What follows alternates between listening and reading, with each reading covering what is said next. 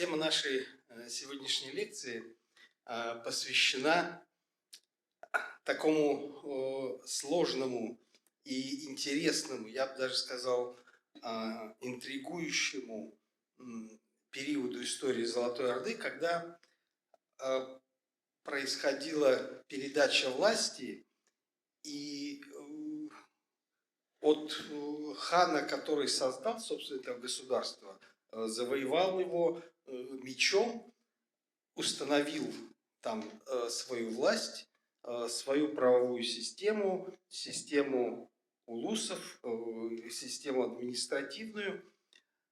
Но вот дальше, как и во всякой империи, наступает очень сложный момент.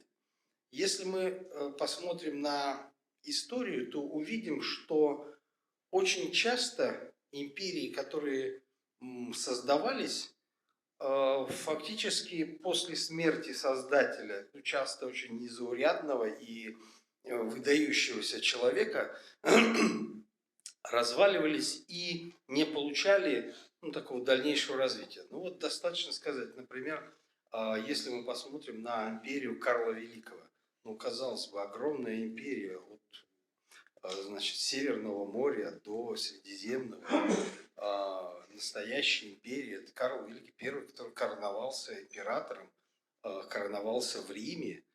И после его смерти фактически территория была разделена между сыновьями, и государство развалилось. Есть и много других примеров, но я, чтобы не занимать ваше время, просто констатирую. Вот очевидно, что Золотая Орда после смерти Бату стала перед точно таким же выбором. Осложнялся этот выбор еще и тем, что должно было это государство двигаться в каком-то направлении, получить какое-то развитие. Это или должно было дальнейшее произойти усиление единения всей Монгольской империи, усиление единства правового, торгового, административного, либо начнут развиваться силы, которые стали бы разрывать эту империю. И вот мы застаем Золотую Орду именно вот в этот такой сложный промежуток времени, когда происходило вот это самое изменение. И оно связано с именем достаточно неординарного, очень интересного человека, сына Бату-хана, Сартака. Как и про других деятелей до определенного времени, нам практически ничего не известно. Мы можем предполагать, что он родился незадолго до того, как Бату получил правление всем улусам, и примерно представить, что он родился в 1226 году. К сожалению, мы знаем, не знаем подробностей о его детских и юношеских годах, но, по счастью, мы знаем, кто была его мать. Это первая и, очевидно, самая знаменитая, знатная жена Бату-хана, Баракчин, которая происходила из рода Алчи-татар. Это, кстати, еще один привет, мы уже говорили об этом, тем, кто считает, что всех татар Чингисхан уничтожил. Вот оказывается, что не только не всех, но и наоборот, они сохранили свое знатное царственное положение внутри этого государства. И более того, скорее всего, учитывая, что и у самого Чингисхана были две жены из Алчи-татар, то есть можно предполагать, что клан татар был одним из таких знатных И эта знатность была перенесена и на территорию улуса Джучи. Надо сказать, что в отличие от многих других наследников и людей, которые дальше правили улусом Джучи, Сартак уже с молодых лет, очевидно, был вместе с отцом и выполнял его какие-то поручения. В частности, уже достаточно таком молодом возрасте он участвовал в западном походе, и некоторые даже говорят, что западные источники, что он сыграл такую важную роль в венгерском походе и в битве на реке Шайо. Там это такая знаменитая битва, когда венгерский король собрал практически все свои войска, и войска Батухана тоже соединились возле реки, и они встали напротив друг друга, и вот небольшая речка, действительно очень такая небольшая, тинистая, с таким илистым дном, очень небольшая речка, которую действительно там перебежать можно. Но для войск и рыцарских войск это представляло собой, конечно, сложное препятствие.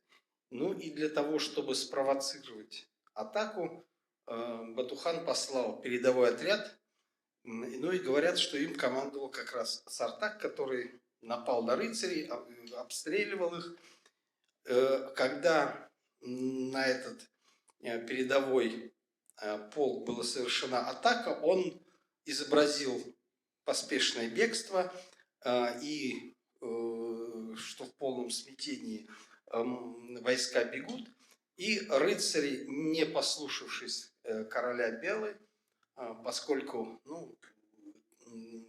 командовали не только король, но и знатные феодалы, которые наоборот были настроены против короля Белы, которого считали, что он хочет все эти вольности, всех этих магнатов сократить. И, невзирая на его просьбы, они бросились в атаку и увязли в этой реке, потеряли ход, потеряли такой натиск движения, и оказалось, что здесь была и заготовлена как раз засада.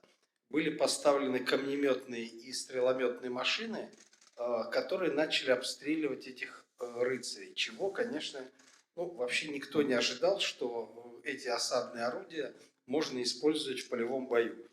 И рыцари смешались, одни бросились, им на помощь наступать, другие пытались отступать.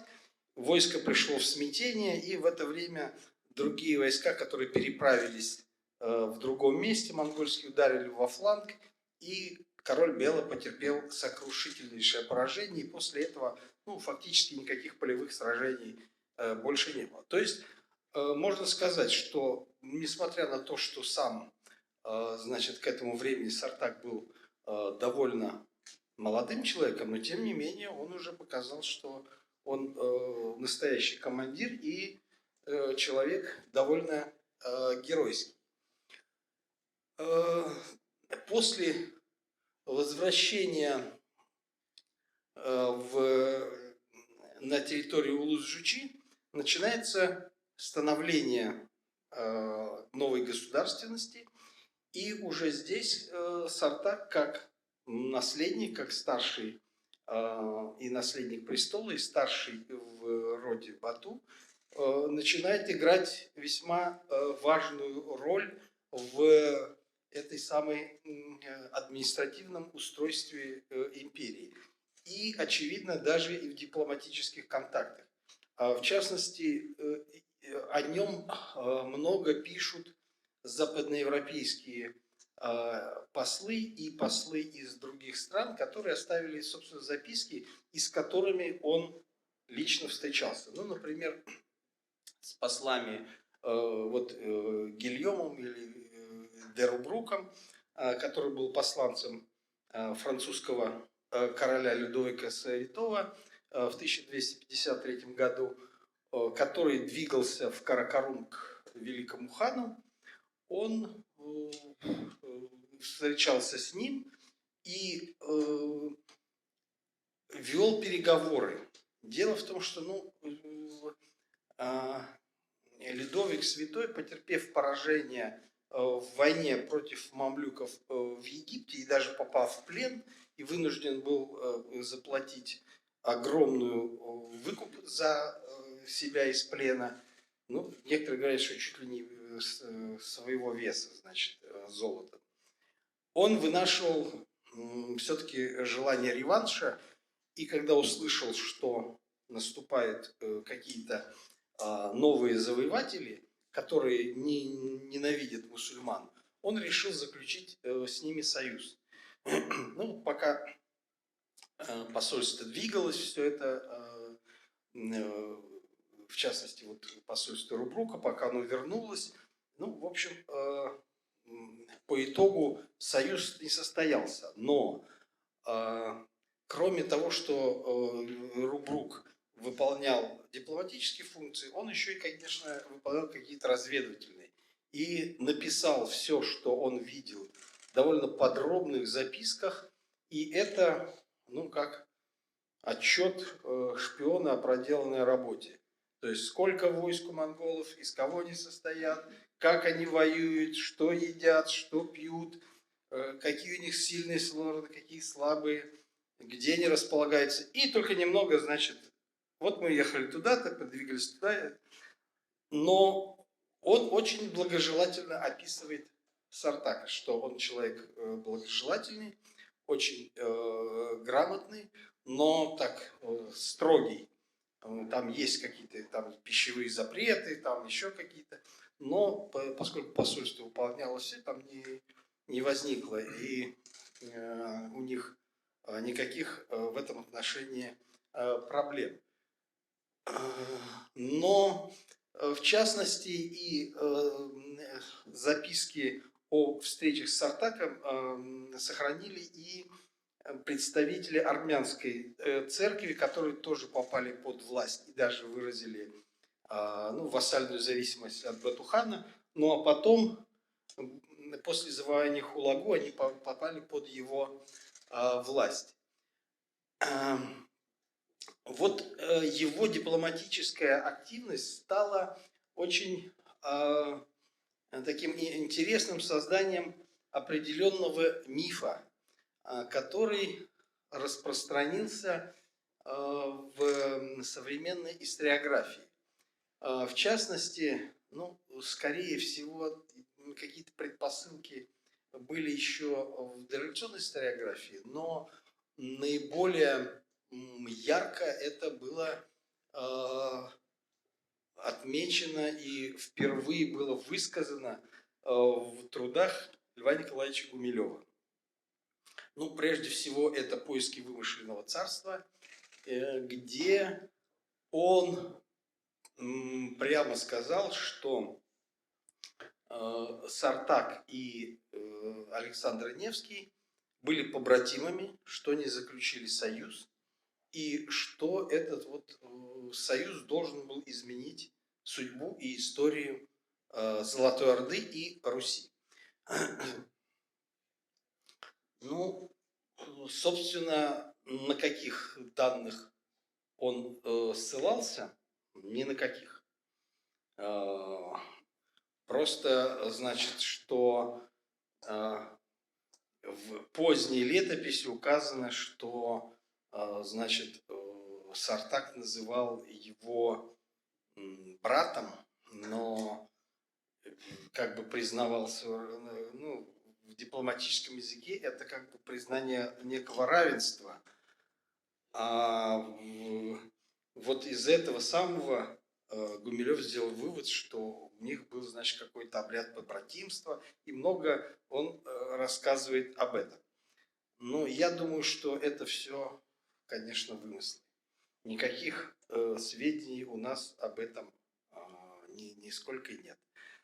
Но то, что интрига в русских землях в это время была и довольно серьезная, это несомненно. Дело в том, что после того, как монгольское завоевание состоялось, и мы уже говорили об этом, что фактически единственный оставшийся в живых Владимирский князь Ярослав присягнул Батухану, но по устройству Монгольской империи он должен был получить ярлык еще и в Каракаруме. Он долго оттягивал, значит, вот это самое путешествие, но потом, в конце концов, совершил, и это путешествие было то ли тяготы пути его доконали, то ли, как говорят некоторые, что он был отравлен. Ну, никаких данных у нас к этому тоже нет. Но, тем не менее, возвращаясь, уже подъезжая к Владимиру, он умер. И для того, чтобы как-то проблему эту решить, то есть не единое уже правительство Руси, а Бату решил, что надо, чтобы было два правителя, чтобы они, значит, уравновешивали друг друга.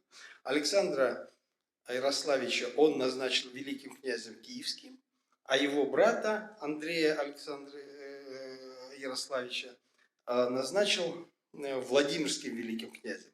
Ну, Александр приехал в Киев, пожил там какое-то время, сказал: я лучше уеду в Новгород, и стал, значит, в Новгороде править, ну, считаясь киевским князем. А Андрей стал правителем практически всех северо-восточных земель и начал заключать союз с другим князем, Даниилом Галицким, женился на его дочери. И некоторые историки предполагают, что был некий такой союз, который был направлен на то, чтобы свергнуть власть монгольских ханов. Но это не удалось. И вот тут есть очень тонкий момент. Некоторые историки не без оснований считают, что Александр Невский, отправившись в Орду, настроил Бату против своего брата, тем самым спровоцировал поход войск Неврюя, Неврюева Орда, так называемая, Неврюевый погром. В сражении Андрей потерпел поражение и бежал в Скандинавию. Интересно, что в скандинавских источниках есть прямые указания, ну, там, что прибыл, значит, из восточных земель, из русских земель, значит, вот такой-то князь, который бежал от татар. В скандинавских летописях не так много сообщений о татарах, это вот одно из 5 или 6 вот таких небольших сообщений. Интересно, что это сообщение среди других выписок хронологических попало в труды Карла Маркса. Тогда издавали все его труды, и вот хронологические выписки, они стали достоянием. И все, значит, а поскольку у нас вообще мало было сведений, что как так, это самое, что это за сведения, откуда, ну, сейчас уже хорошо этот вопрос изучен, и нет никаких особых в этом отношении вопросов. Таким образом, получается, что оснований говорить, что Сартак управлял русскими княжествами и был каким-то управляющим русскими землями, нет оснований. Но вот то, что нам известно совершенно точно, что он был христианином, ну, нестерианского толка. В этом смысле, конечно, там Гильем Рубрук пытался ему сказать, что все-таки ты же христианин, но особого у него отклика это не нашло. И, например, один из посланников армянской церкви как раз тоже говорит о том, что действительно Сартак является христианином, и более того, он издал указы, которые ослабляли налоговый гнет для христиан, то есть приравнивал их к другим льготным категориям населения. Вот здесь небольшое такое отступление надо сделать. Вообще представление о том, что некие христиане живут на Востоке, и более того, что там было какое-то великое государство, и что это великое государство придет на помощь христианским странам в самый такой момент, и более того, является союзником, который поможет отвоевать гроб Господень в Иерусалиме, было распространено не только в церковной среде, но и среди политических правителей, европейских политиков и военачальников. И вот посольства плана Карпини и Гильома де Рубрука, они как раз были во многом направлены для того, чтобы разузнать. И многие вопросы, которые они, очевидно, задавали, было про то, а где же государство вот это пресвитера Иоанна? Есть он в действительности? В этом смысле очень интересно построение работы Гумилева, вот как раз «Поиски вымышленного царства», где он говорит, вот есть миф о пресвитере Иоанне, а есть реальные сведения о несторианах в Центральной Азии. И вот давайте проведем исследование, чтобы сблизить, понять, где лежит историческая правда. Ну и дальше он как раз пытается это сделать. Ясно, что источников тогда у него было очень мало. Очевидно, легенды о пресвитере Иоанне связаны с тем, что кирейтский хан Тагрул был коронован в свое время джурдженскими правителями титулом ван-хана. Ну, такой высший чин для варваров. Ну, ван, где ван, там и звучит как Иоанн. И отсюда возникла идея о... А кирейский хан был действительно несторианином, скорее всего, тоже. То есть мы видим, что несторианская христианская община была довольно крупной, развитой. Даже некоторые считают, что и Хулагу, и его соратники тоже были христианами. И более того, именно вот жестокая расправа с халифом, которая произошла именно вот как раз в это время, последним халифом Багдада, была связана с тем, что там были как раз христиане, которые, в общем, хотели отомстить мусульманам за поругание христианских святынь. Как бы то ни было, но политически вот это показывает, что вот вроде религия это все одинаково, а все равно политические контакты, политические реалии оказываются совсем другими. И войска Хулагу не нашли никакого общего языка с крестоносцами.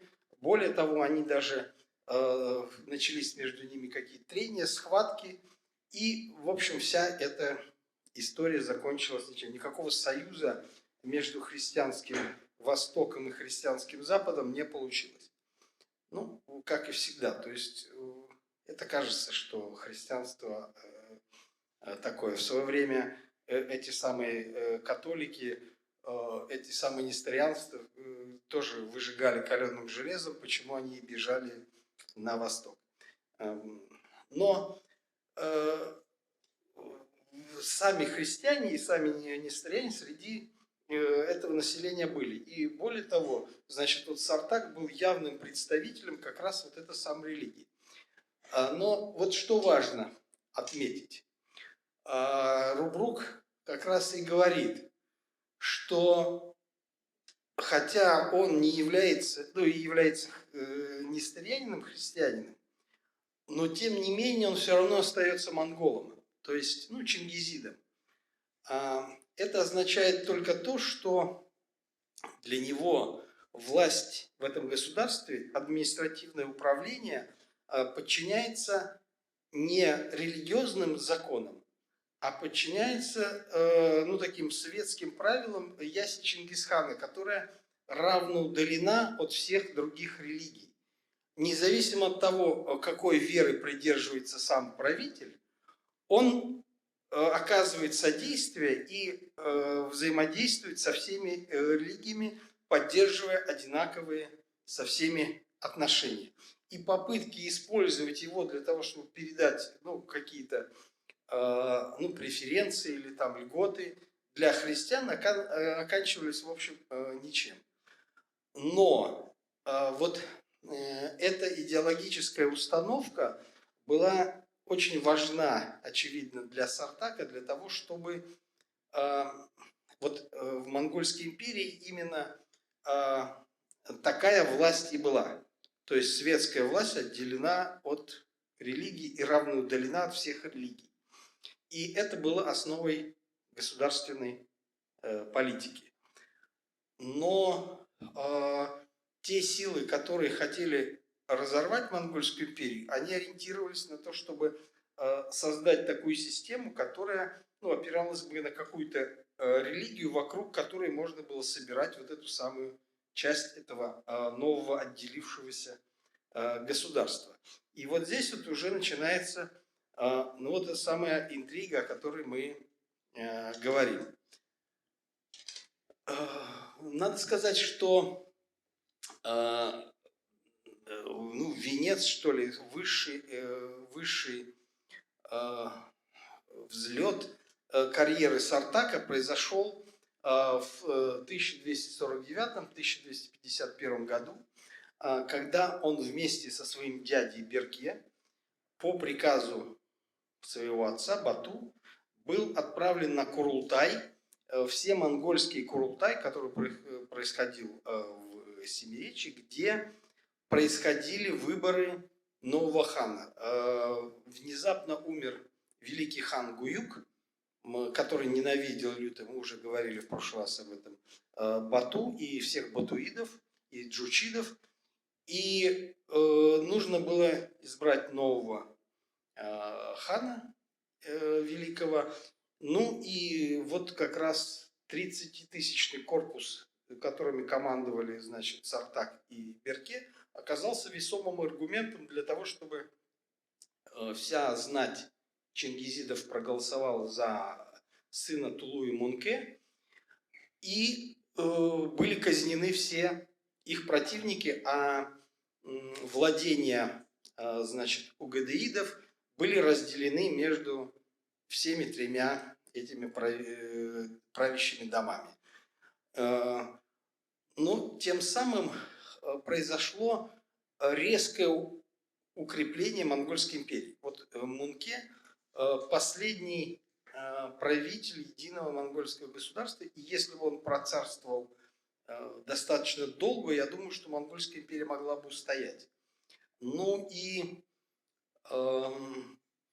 исключено, что вот эта политика взаимоудаления от всех религий, она тоже была бы очень важным элементом вот этой самой новой государственной структуры. Интересно, что этот момент обыгрывается и в том числе в фантастической литературе. Я уже как-то писал об этом. Есть такой писатель Вячеслав Рыбаков, который скрывается под псевдонимом Хольм ван Зайчик, который описывает такое государство, как Ардусь, которое якобы существует на месте Монгольской империи. У нее две столицы: Ханбалык, современный Пекин, и Александрия Невская, Петербург. И вот, и есть еще Сарай, на Волге. И вот это вот государство, где все религии уважаются, все, народы живут в мире, в согласии. И вообще это величайшая империя современности. И, такой очень красивый миф.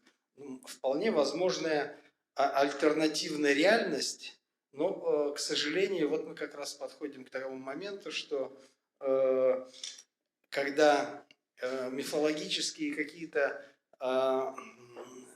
возможные полустанки истории, вот поезд движется по одному, он не может во всех направлениях двигаться, он все равно выбирает какое-то одно направление, один путь. И вот здесь мы приходим к тому, что произошел вот определенный переход из полустанка по определенному пути. И он был вызван тем, что внезапно умирает Бату. Возможно, он чувствовал, что заболевает или что-то такое, или уже чувствовал, что может умереть, и он отправил Сартака к Мунке, чтобы напомнить тому, что он был поставлен на престол именно усилиями джучидов, и что от него нужна ответная услуга, а именно помочь, чтобы на трон был возведен сын Бату Сартак. Тут надо сказать такой еще момент, что мы уже говорили тоже об этом, что в Монгольской империи, как и во многих государствах средневековых, была так называемая лествичная система. То есть правителем выбирался и власть передавалась не отца к сыну, а от отца к дяде. То есть следующим правил старший в доме. И утверждение Сартака это было бы нарушением вот этой системы. Но это было бы система, в такой нормальной монархии. То есть тогда бы Улус-Джучи двигался в сторону такой нормальной монархии, где власть передается от отца к сыну.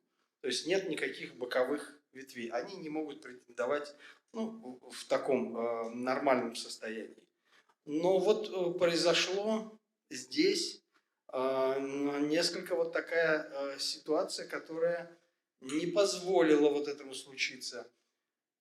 И восточные источники довольно смутно, но говорят, что был заговор. И, возможно, потому что представить, что действительно довольно молодой человек, ему 30 лет было, возвратившись из Каракарума, или едва возвратился, или по дороге из Каракарума в сарай, вдруг внезапно погибает.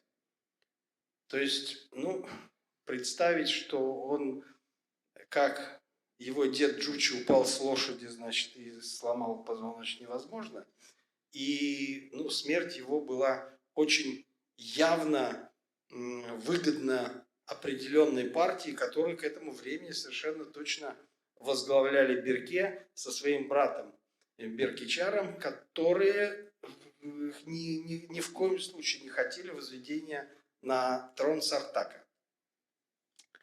Но надо сказать, что хотя вроде заговор удался, и получилось так, что путь был к трону для Берке расчищен, но они не приняли во внимание такого фактора, как наличие вдовы Батухана Баракчин, которая была, очевидно, очень властной, сильной женщиной, которая тоже была сильна в разных интригах.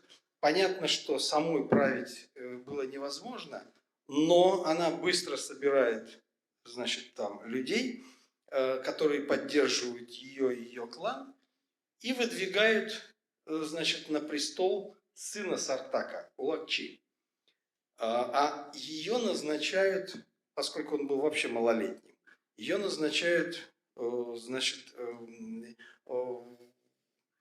как написано в источниках, самая старшая из жен Бату принялась за управление делами государства и воспитание сына. То есть она должна была выступать как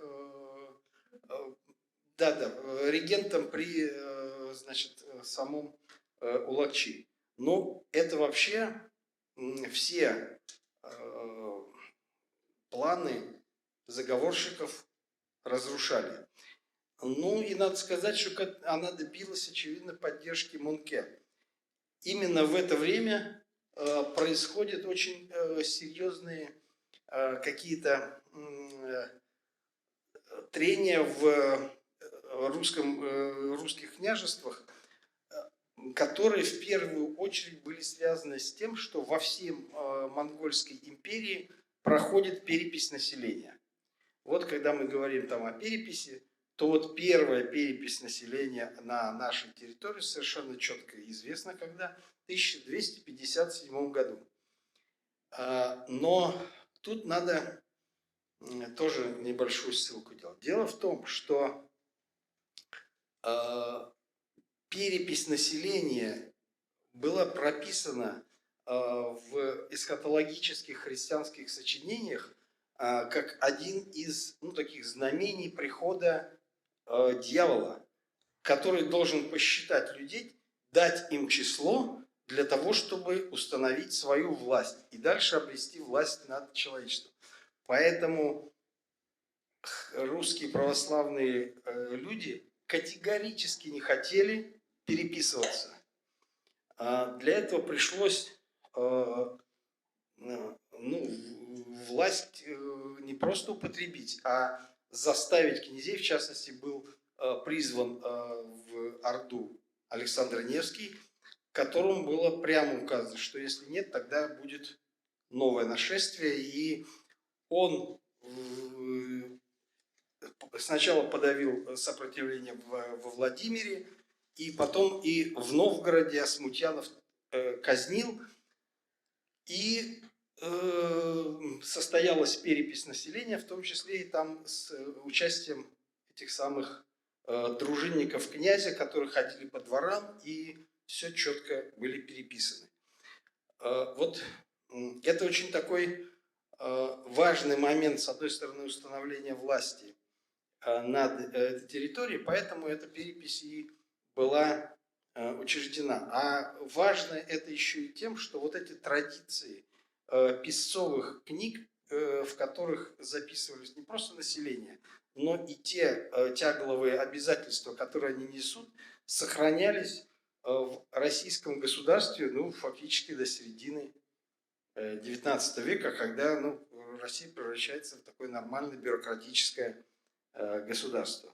До этого, и были проведены там уже ревизии, но это в начале XVIII века. Но до этого существовала именно вот такая система, которая была заложена еще в 1257 году. Но эту перепись и ее вдохновлял, и устанавливал, Улугчи, но на самом деле, конечно, Баракчин. Но здесь опять интрига не заканчивается, и в какой-то момент умирает и малолетний хан Улакчи. Понятно, что 2 раза в одну воронку, тут ясно, что дело в заговоре, причем это такой смертельный заговор. Баракчин в 3-й раз пытается уже себя объявить правительницей. Но здесь уже к этому времени у нее сторонников стало гораздо меньше, опираться было не на кого. Некоторые историки даже пишут, что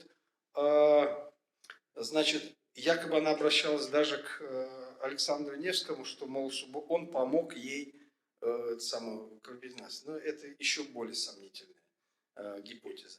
Тем не менее, она, когда поняла, что заговор теперь уже против нее состоялся, а ей деваться некуда, она вынуждена была бежать, была схвачена.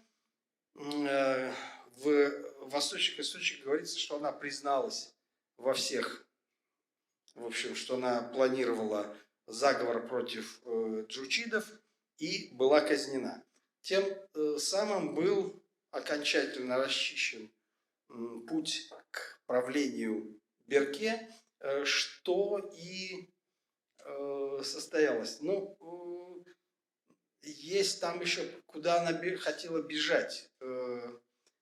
Ее поддерживал Хулагу, и она хотела, чтобы кто-то из хулагуидов возглавил государство, но для этого ему нужно было большие войска направить на завоевание, то есть вступить в войну с Улус-Шимджучи, а очевидно перед этим уже состоялась одна война, и здесь как раз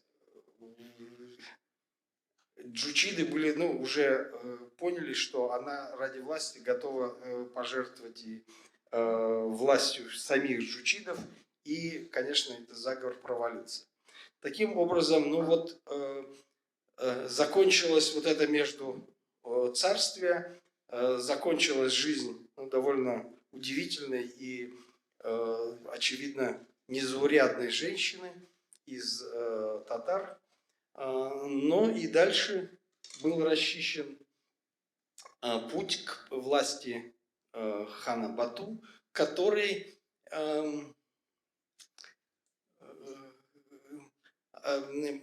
показал, что вот этот полустан, о котором мы говорили, когда или империя должна была усилиться, либо она движется к распаду, этот полустанок был пройден, и империя стала двигаться в сторону еще большего разделения.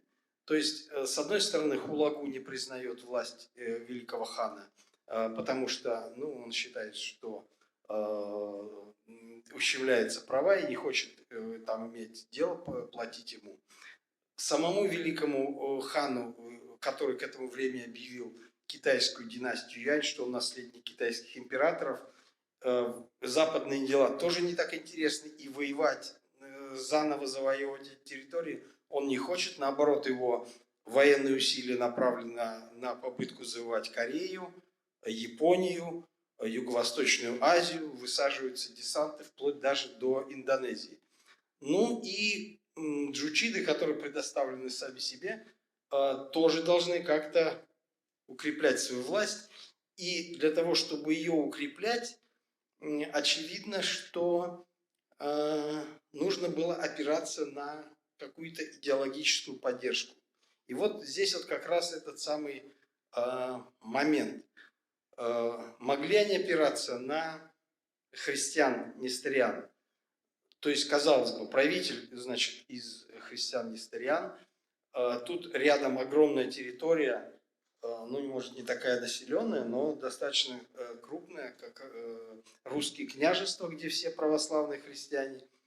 Но вполне очевидно, что не меньшую роль, а может быть и гораздо большую, и по числу населения, и к этому времени уже знатности начинают занимать мусульмане. И вот противоречие это и выбор вот этого пути был историей сделан в пользу Берке, который был довольно, с молодых лет, довольно истовым мусульманином.